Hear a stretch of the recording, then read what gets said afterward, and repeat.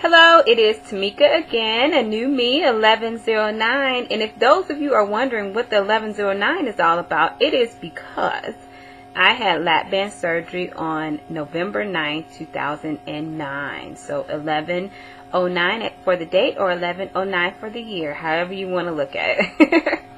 And I wanted to be a new me. And I'm a new me. So I'm very grateful, forever thankful that my lap band Tallulah has worked in my life, and it continues to work with me on a daily basis.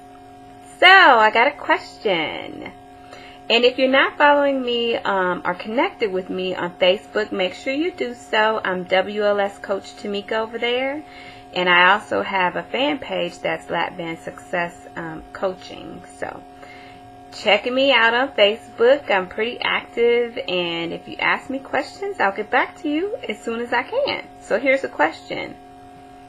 There is a person who is pre-op, getting ready for surgery.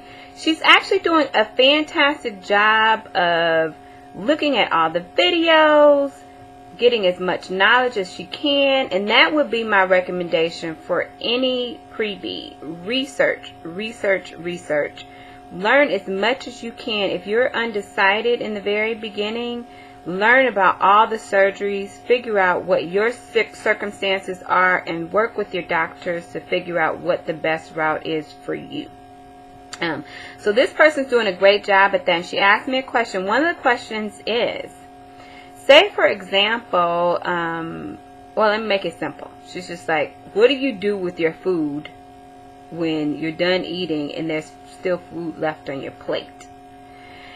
And when I saw that question, I was like, throw it away or put it up, or whatever. But I took some time to think, and when I actually thought about it in a deeper level, that is actually a really good question. It's a good question for people who are pre-op. And it's also a good question for those of you who are post-op and haven't really necessarily completely thought about it just yet. If you were like me and grew up in a household where my great-grandparents told me that the children in Africa were starving and I needed to clear my plate, if I put something on my plate, I needed to eat it because the babies were starving. And I was doing them an injustice if I threw the food away, and I was not being grateful. A lot of us grew up in those types of households. I have to catch myself with my children to make sure that I'm not enforcing that myth either.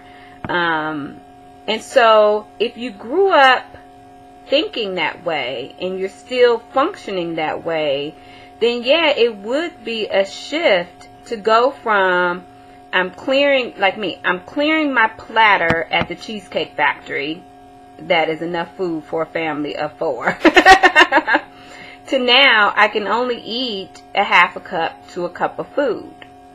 And one of my rules is stop eating when you're full. And so say for example, which this happened to me in the very beginning of my journey often, and it was actually honestly it was very frustrating to sit and cook and go through all the motions of making a healthful meal, and you sit down with your half a cup and 2 bites in you hit a wall of that's enough. And I would think, are you serious? I can only eat a half a cup of food. I'm only 2 bites in. What about the rest of my food? What am I going to do with the rest of my food? I'm already sort of deprived, and, when I'm making this mental shift, this is how I thought. I can't believe it. Now, there's a couple different choices I can make. I can keep eating, end up PBing, productive burp, sick, because you will only be able to eat a certain amount, and then you will be sick. So I can do that, or I can leave it alone. Well, I've learned at this point, what is it? Oh my gosh, almost 14 months post-op, that I need to leave it alone. So then we go the next step and try to figure out what is your plan for what you are going to do with the remaining food. Are you going to throw it out? Are you going to put it up in the refrigerator for a later meal? Are you going to give it to your dog or cat? What are you going to do with it? And, you know, it sort of reminded me, the more I thought about it, this is sort of a coaching question, something I ask my clients all the time. What happens if you are an emotional eater, what happens when that urge to eat comes up when it's not eating time?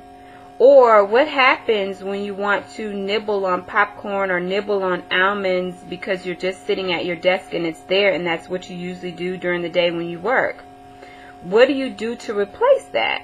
And it's important to have a plan already identified before you get into that situation.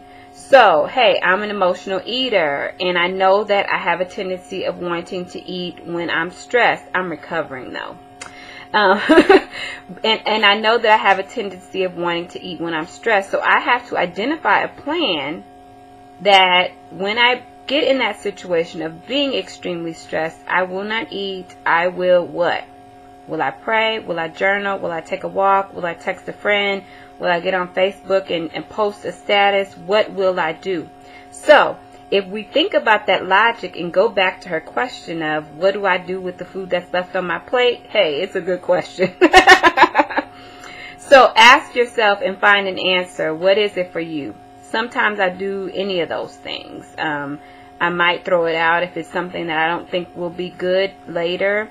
Or sometimes I'll put it in the refrigerator. But if I'm measuring my food and I'm trying to stick to, you know, the requirement, it's not going to be that much that I'm wasting if I am throwing it in the trash. But figure out what it is. Put some comments down below in the video for the person to see. Share your thoughts about what it is that you do with your food that's left on your plate. And if you don't know, figure it out. Okay, talk to you guys later. Bye.